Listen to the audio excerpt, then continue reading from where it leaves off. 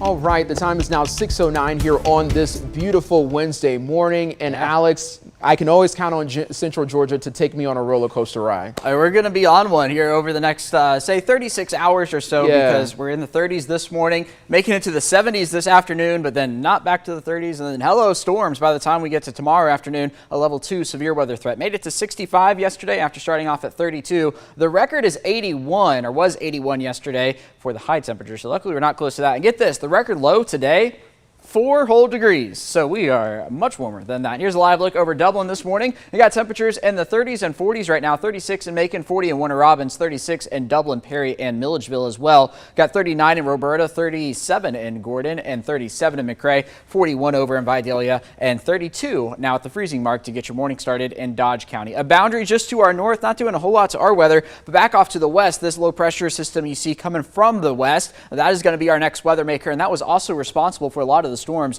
that happened out in California just a few days ago, and that is what's bringing us storms by the time we get into tomorrow afternoon and evening. So through the day today, it's kind of a transitional day for us, beginning cold, but we're going to finish it on a warm note. Clouds building in during the afternoon hours. Here we are at 51 by 11 a.m. into the 60s very quickly, 63 or so by 2 p.m.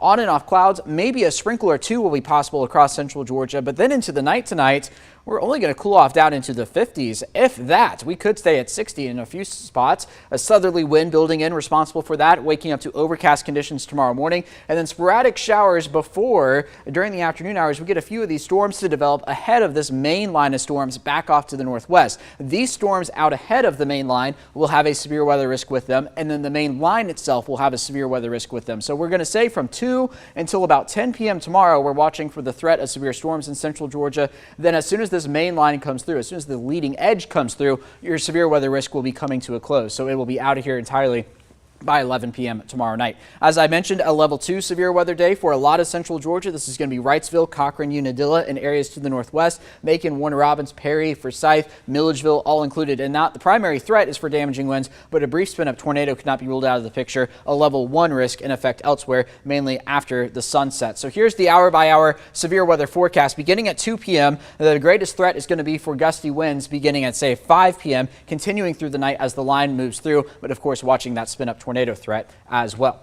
Now, as we mentioned, UGA celebrating this weekend. We're going to have great weather for that on into Friday. Saturday, the actual celebrations itself.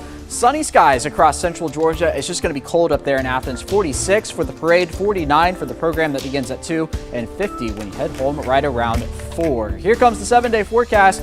Cool here in central Georgia as well. 51 on Friday, 52 on Saturday, 54 on Sunday. Those overnight lows below freezing for the weekend.